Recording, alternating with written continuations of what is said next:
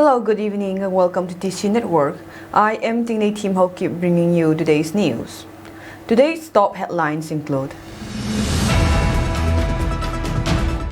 one Kuki CRPF personnel abducted by Arambay Tinggol on his way home, informer among the CRPF suspected.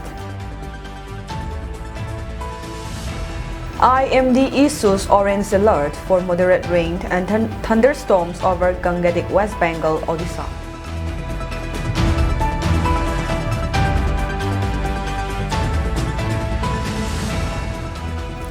News in details. One Kuki CRPF personnel was abducted by suspected Arambay Tinggol today at around 10:15 a.m. at Santipur near Durga Mandir.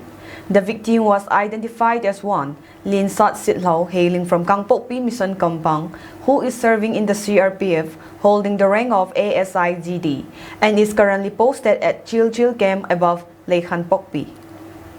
Sitlao was reported to be returning home for his vacation, where he was abducted by suspected Arambay Tinggol at Santipur Midway.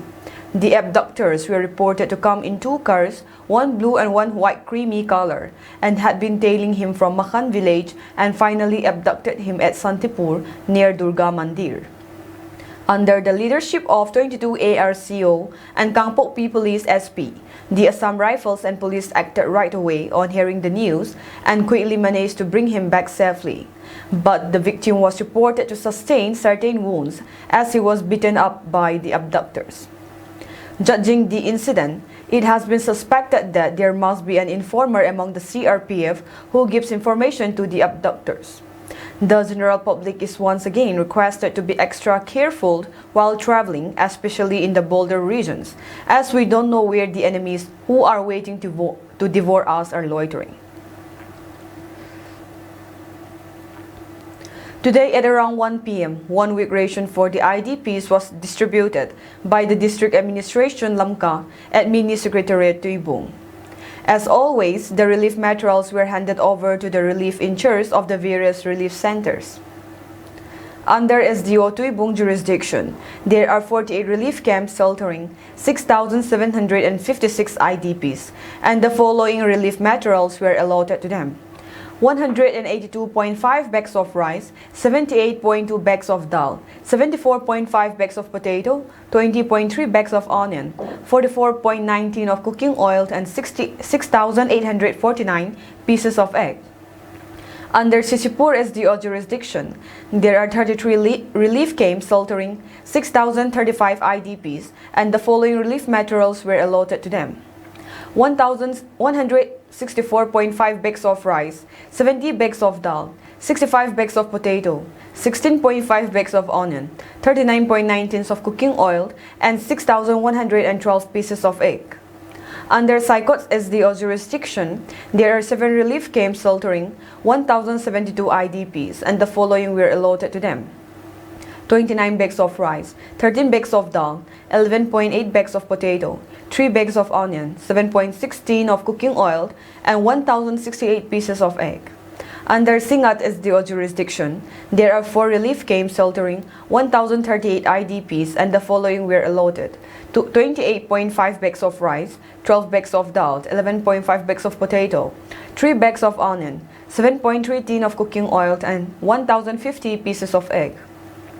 Under Sangaikot SDO jurisdiction, there are 4 relief camps sheltering 967 IDPs, and the following were allotted: 26.5 bags of rice, 11 bags of dal, 11 bags of potato, 3 bags of onion, 6.5 tin of cooking oil, and 978 pieces of egg. Under Kangvai SDO jurisdiction, at Hoyrentak Human Community Hall, there are 113 IDPs, and the following were allotted: 3 bags of rice, 1 bag of dal, 1 bag of potato, 0.3 bag of onion, 0.18 of cooking oil, and 1,107 pieces of egg. The total amount of relief materials allotted today by the district administration includes 434.5 bags of rice, 185.2 bags of dal, 174.8 bags of potato, 46.1 bags of onion, 117 of mustard oil, and 16,190 pieces of egg respectively. Total number of IDPs taking shelter in the district is 15,981 and total number of relief camps is 97 respectively.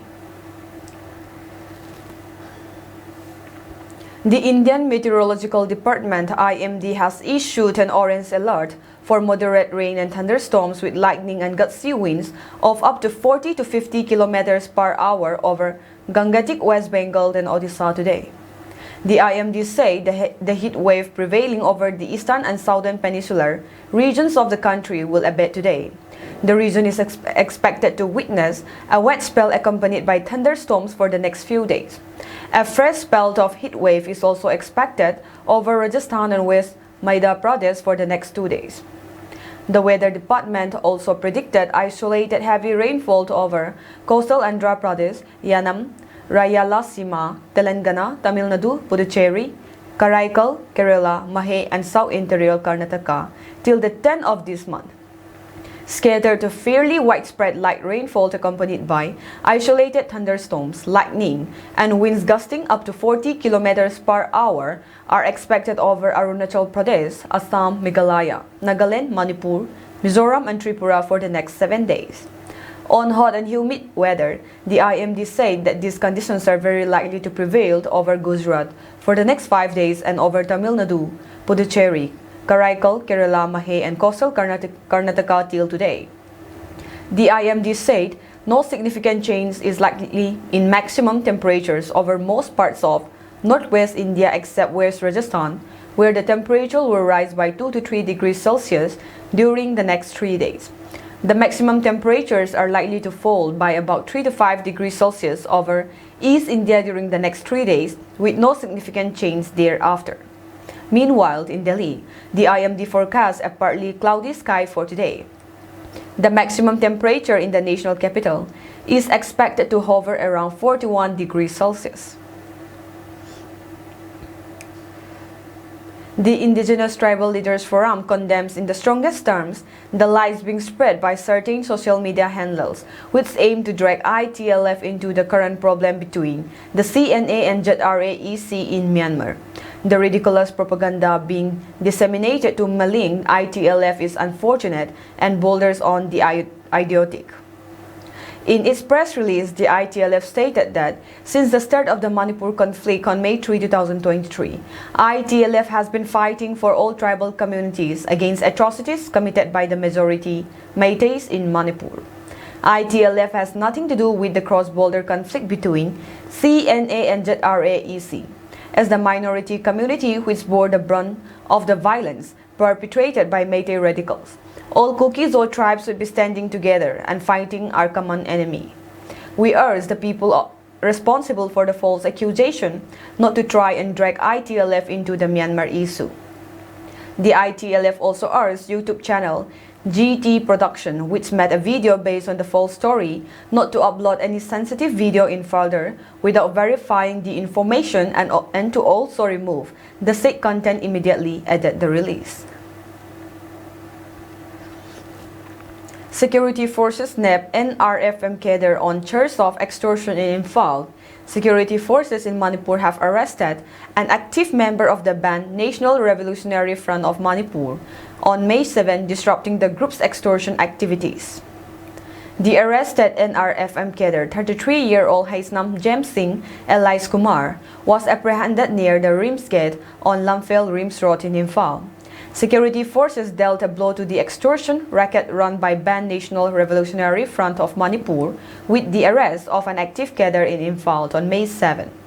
The apprehended rebel, identified as 33-year-old Haisnam Jem Singh Elias Kumar, was nabbed from the Lamphel Rims Road near the Rims Gate. Singh's arrest followed a crackdown on the outfit's extortion activities in the Imphal area. Security personnel recovered a two-wheeler and a mobile phone from his possession. The NRFM cadre's modus operandi involved extorting money from various individuals and establishments in the state capital, spreading fear and intimidation. Security forces have intensified operations against the proscribed outfits active in the region, tightening the noose around their illegal activities that threaten peace and normalcy. Lom Hang Som on voicing the public release a press condemnation in regards to the killing of Thang Minlal Tamin by unknown personnel suspected to be his comrades. The victim was a warrior who had given up everything for the sake of his community and people, but a saddening incident had befallen him where he was shot dead by his incompetent comrades, and the Lom Hang Som condemned this barbaric act in the highest manner. The whole of the Kuki community should know that the brutal killing of a patriotic and honest warrior like Tamin is a great loss for the whole community, and this type of incidents dishearten many promising leaders and youths to take up steps and work for the community. If we keep on killing honest and dedicated warriors and leaders, then our community will never heal from corruption and manipulations from self-serving leaders. They also requested the revolutionary armies to bear in mind that their weapons are bought with the public money and that they should use it for fighting the cause of the public and not to use it to kill their fellow men. Also, the Lom Hang Som questioned the INPs, CSOs, religious leaders, and other organizations why they remain mum over such crucial matters, as if they are supporting such undesirable activities to continue happening in the society. They further urged everyone to show their patriotism through actions and not through some strong public speeches. We the Kukis has custom, and it will be wise to not kill anyone out of things not related with customs. Let us all be more vigilant henceforth. The Kuki Hanglai Lompi KKL Blood Donors Club organized a voluntary blood donation camp today at 11 a.m. at District Hospital Blood Bank Lamka. 11 persons from Tuinom Youth Club donated 1 unit of blood each. After undergoing medical checkup by the doctors and donors, the donors proceed with the blood donation. The donors said that they donated their blood for the frontline volunteers or IDPs who are in need of blood under the supervision of KKL, and this blood are stored at District Hospital Blood Bank. Any person willing to donate for the needy village volunteers and IDPs are welcome to donate anytime. The KKL Blood Donors Club was founded in 2016, where they used to donate blood for the needy time to time. Tin Thang Haokip, Chairman KKL Blood Donors Club, would like to extend his gratitude to 46 Assam Rifles who donated 3 units of blood for the patients who are under the care of KKL yesterday, and also to the youths of Tuinom Youth Club who voluntarily donated blood today. Today, the 8th of May 2024, the Indian Army conducted Mumps Viruses Awareness Camp at the Monnapai Village, Tingnopal District. Citizens in and around Moretang were also invited in the awareness program conducted by the Indian Army, but the attendees were lesser than expected. The Indian Army conducted free medical checkup and also arranges heavy refreshment for the attendees. Unfortunately, medications were a bit lacking, but the Army generously distributed whatever is available in their possession. The village chief and villagers thanked the Indian Army for the concerns and generosity over the citizens. They expressed immense gratitude to the Indian Army, who did such applaudable work during their temporary stationing in the area due to the current conflict in the state. They prayed for the safety and prosperity of the armies. The Indian Army, who temporarily stationed in the area, had shown how the armies cared for its citizens who are relying for their protection and care. The stationing of the Indian armies in the vulnerable regions of the state had greatly comforted the people of the area, and their good deeds had reassured the people of how the armies are there for them in times of their needs and difficulties. Meghalaya witnessed a joyous occasion on May 8 as the Meghalaya Board of Secondary Education MBOSS announced the results of the Higher Secondary School Leaving Certificate HSLC examinations for Class 12.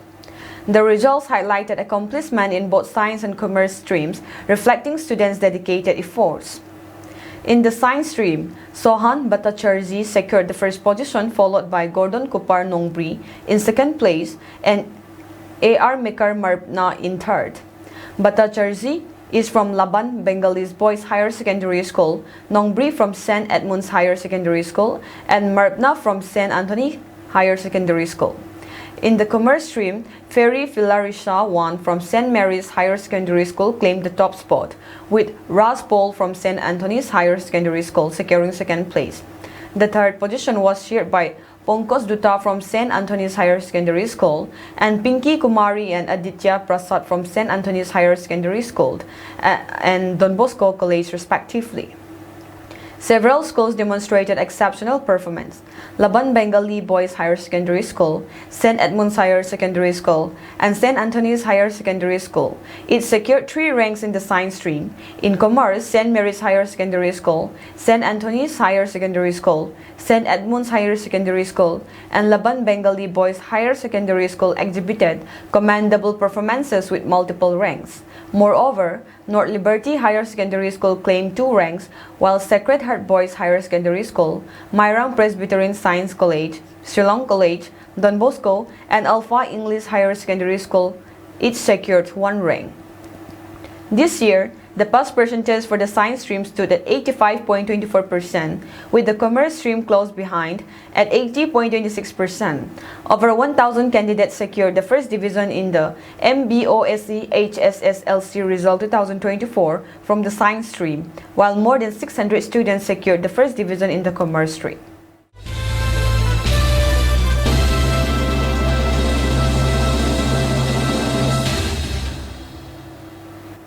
The Delhi High Court on Wednesday dismissed a public interest litigation seeking directions to restrain media channels from creating pressure and airing sensational headlines on unfounded claims regarding the resignation of Delhi Chief Minister Arvind Kejriwal and the imposition of President's rules in Delhi. The plea also sought directions to provide adequate facilities for Arvind Kejriwal in Tihar jail to enable him to interact with his cabinet members and members of the Legislative Assembly for the efficient functioning of the Delhi government. What do we do? Do we impose emergency or martial law? The court asked, rejecting the plea to restrain the media. How do we gag the press or political rivals? The court asked, as it also imposed a fine of ₹1 lakh on the petitioner, a lawyer by profession. The court also clarified that it can neither impose censorship by directing media channels not to air their views, nor can it proclaim an emergency or martial law by stopping Kejriwal's political rivals from protesting. Filed by Advocate Srikant Prasad, the plea stated that the Delhi government schemes have benefited the people of the national capital and that they have been praised by the global media as well as several other reputed institutions.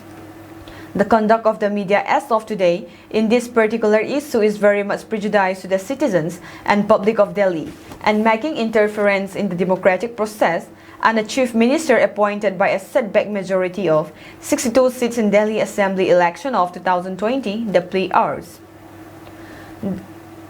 argued. The plea further demanded that Delhi BJP President Virendra Sehwag be stopped from making any undue pressure by protest or statement by illegal means for the resignation of the current Chief Minister of Delhi. The plea was being heard by a division bench of Acting Chief Justice Manmohan and Justice Manmeet Pritam Singh Arora, who slammed the petitioner and said that the plea was seeking a gag on political rivals, which cannot be done by the court. On Tuesday, the Supreme Court said it did not want Arvind Kejriwal to discharge his official duties if he is released on interim bail, as it would lead to a conflict of interest. Kejriwal failed to get any relief from the top court, with a 2-judge bench rising without pronouncing an order granting him interim bail to enable him to campaign in the Lok Sabha elections. Arvind Kejriwal was arrested on March 21 by the Enforcement Directorate in connection with the alleged irregularities in the Delhi liquor policy case. He was later sent to the Tihar jail. AstraZeneca on Tuesday announced that it has started the global withdrawal of its COVID-19 vaccine days after the UK pharmaceutical company admitted that its vaccine has the potential to cause a rare side effect called thrombosis with thrombocytopenia syndrome (TTS). As per Times of India, the company said the withdrawal was due to a surplus of available updated vaccines since the pandemic. According to media reports, the Anglo-Swedish drug maker has previously admitted in court documents that the vaccine causes side effects such as blood clots and low blood platelet counts. The company voluntarily withdrew its marketing authorization in the European Union, adding that the vaccine was no longer being produced and could no longer be used. Similar withdrawals will be made across other countries that have been using the vaccine. The pharmaceutical giant is facing a £100 million lawsuit in UK over claims that the COVID jab caused deaths and injuries to several people. AstraZeneca admitted in one of the court documents in February that COVID shield can, in very rare cases, cause TTS or thrombosis with thrombocytopenia syndrome. TTS causes blood clots and a low blood platelet count in humans and has been linked to at least 81 deaths in the UK. However, the vaccine maker has denied that the decision to withdraw COVID shield is linked to the court case. According to independent estimates, over 6.5 million lives were saved in the first year of use alone, and over 3 billion doses were supplied globally. Our efforts have been recognized by governments around the world and are widely regarded as being a critical component of ending the global pandemic. As multiple variant COVID-19 vaccines have since been developed, there is a surplus of available updated vaccines. We will now work with regulators and our partners to align on a clear path for what to conclude this chapter and significant contribution to the COVID-19 pandemic, AstraZeneca said in a statement. Experts expect all monovalent vaccines that deal with the original COVID strain to be withdrawn and replaced with updated vaccines that deal with a wide range of strains.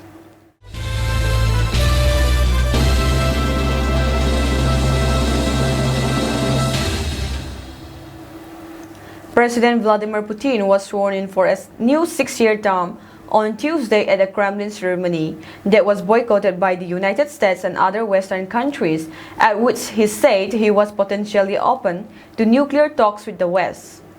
Putin, in power as president or prime minister since 1999, began his new mandate for more than 2 years after he sent tens of thousands of troops into Ukraine, where Russian forces have regained the initiative after a series of reversals and are seeking to advance further in the east.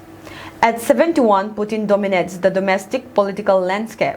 On the international stage, he is locked in a confrontation with Western countries he accuses of using Ukraine as a vehicle to try to defeat and dismember Russia. Putin told Russia's political elite after being sworn in that he was not shutting down dialogue with the West, but that it would have to make its own choice about how to engage with his country. He said talks on strategic nuclear stability with the West were also possible, but only on equal terms. We are a united and great people, and together we will overcome all obstacles. We will bring to life everything we have planned. Together we will be victorious, Putin said. Putin in a March won on a landslide victory in a tightly controlled election from which two anti-war candidates were birthed on technical grounds. His best-known opponent, Alexei Navalny, died suddenly in an Arctic penal colony a month earlier, and other leading critics are in jail or have been forced to flee abroad. The United States, which said it did not consider his re-election free and fair, stayed away from Tuesday's inauguration ceremony. Britain, Canada, and most European Union nations also decided to boycott the swearing-in, but France said it would send its ambassador. Ukraine said the event sought to create the illusion of legality for the nearly lifelong state in power of a person who has turned into Russia Federation into an aggressor state and the ruling regime into a dictatorship. Sergei Chemezov, a close Putin ally, told Reuters before the ceremony that Putin brought stability, something which his critics should welcome. For Russia, this is the continuation of our path. This is stability. You can ask any citizen on the street, Chemezov said. President Putin was re-elected and will continue the path, although the West probably doesn't like it. But they will understand that Putin is stability for Russia, rather than some sort of new person who came with new policies, either cooperation or confrontation event. Dutch police resorted to using a bulldozer when a pro-Palestinian protest inside Amsterdam University campus turned violent. The police and pro-Palestine protesters clashed inside the campus of Amsterdam University when the march turned violent. Police were seen using batons on protesters when they attempted to march past the Holocaust monument on their way to Amsterdam city center. Thousands marched in Amsterdam on Tuesday, finally convening at a central university and putting barricades on the narrow canal-facing road in front of the campus buildings. However, the Dutch police resorted to using bulldozers to knock down these barricades to avoid escalations in the march. Videos from the protests showed the police using bulldozers to remove the barricades set up by the pro-Palestine protesters, with officers wielding batons and shielded beating up protesters and removing tents. Earlier in the day, a crowd of several hundred had gathered, chanting slogans against the war in Gaza and denouncing Israel's ongoing military operations. "Free, free Palestine," protesters shouted. "The people united will never be defeated." Students and staff described the use of pepper spray, police batons, police dogs, and bulldozers to forcefully remove them. "People were injured because of this excessive violence," a group calling itself Dutch Scholars for Palestine said in a statement. The University of Amsterdam also said in a statement that what started out as a peaceful march or to show solidarity with Palestine soon turned violent, with protesters turning hostile, getting violent, and burning an Israeli flag. Protesters had ignored requests by the university and the mayor to leave the campus, police said. They further said that a total of 169 people were detained from the rally, and all but 4 of the protesters were released a few hours later.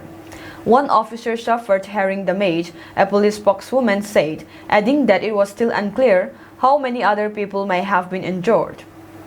The police input was necessary to restore order. "We see the footage on social media. We understand that those images may appear as intense," police said.